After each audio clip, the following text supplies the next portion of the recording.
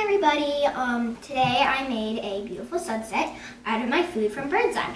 I decided to make a sunset because I ate a lot of reds, orange, and yellows because we got the Tuscan vegetables and marinara sauce.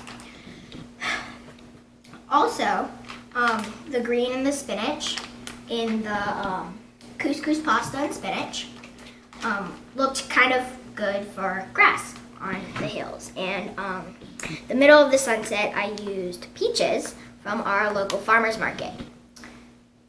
So yeah, so all this playing with my food made me really hungry, so I'm gonna dig in and eat right now.